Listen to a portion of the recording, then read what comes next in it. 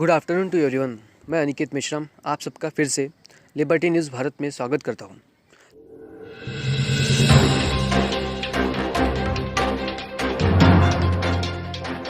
आज हम आसाम चुनाव के बारे में जानते हैं। विधानसभा चुनाव से पहले राहुल गांधी आसाम में 2 दिन के चुनाव प्रचार के लिए पहुंचे हैं। उन्होंने जोरहाट में रैली को संबोधित किया।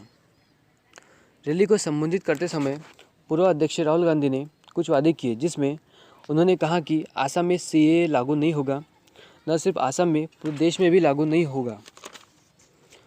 उन्होंने दूसरा मुद्दा कहा कि चाय मजदूरों को हम 365 रुपये देंगे, जो कि मोदी सरकार के समय यह 165 मिलता है। तीसरी गारंटी यह होगी कि हर परिवार को 200 यूनिट बिजली मुफ्त मिलेगी।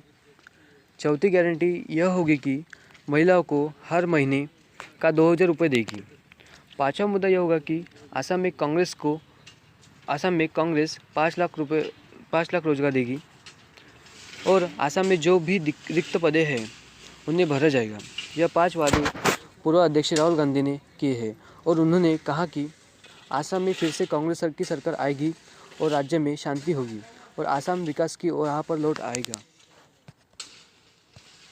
ऐसा उन्होंने कहा है। भारत और अमेरिकी बढ़ाएंगे रक्षा और रणनीतिक सहयोग।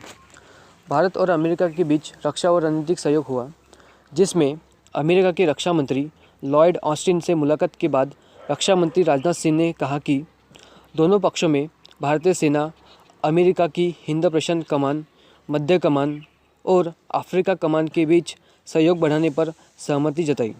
उन्होंने कहा कि दोनों पक्ष वैश्विक रणनीतिक साझेदारी का पूरा लाभ उठाने के लिए मिलकर काम करने को इच्छुक है।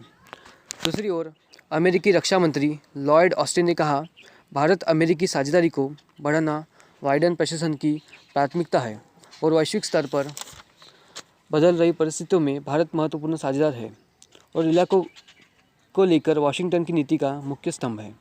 ऑस्टिन ने कहा कि यह अमेरिका के नए प्रशासन की विदेश नीति की प्राथमिकताओं का स्पष्ट संकेत है।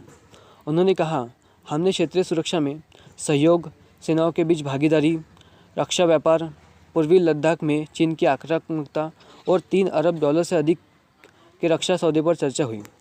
ऑस्टिन ने यह भी बताया कि दोनों नेताओं ने क्वाड और आसियान जैसे कई देशों के समूह के जरिए समान सोच रखने वाले साझेदारों के साथ मिलकर काम करने की चर्चा की। चलो अभी हम बात करते हैं केरल विधानसभा चुनाव के बारे में। केरल में विपक्षी कांग्रेस की अगुवाई वाले यूडीएफ ने राज्य में 6 अप्रैल को होने वाले विधानसभा चुनाव के लिए शनिवार को अपना घोषणा पत्र पीपुल्स मैनिफेस्टो जारी किया, जिसमें सभी सफ़ेद कार्ड धारकों को 5 किलो चावल निःशुल्क देने और गरीबों के लिए 5 लाख मकान बनाने का वादा किया गया है। यूडीएफ ने सबरीमला के भगवान अयप्पा मंदिर की परंपराओं की रक्षा के लिए एक विशेष कानून बनाने की भी जनता से वादा किया है और ऐसी महिलाओं जो सरकारी नौकरियां देना चाहती है उनके लिए आयुष बीमा में 2 वर्ष की छूट देने का वादा भी किया है। इसके अलावा 40 से 60 वर्ष की गैर नौकरी पेशा घरेलू महिलाओं को 2000 मासिक पेंशन देने की बात कही है। घोषणा पत्र समिति के अध्यक्ष बेनी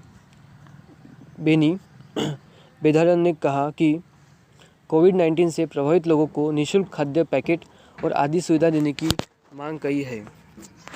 ऐसा केरल के विपक्षी कांग्रेस की अगुवाई वाले यूडीएफ ने कहा। अगर आपको हमारे वीडियो अच्छे लगे तो लाइक करें, सब्सक्राइब करें।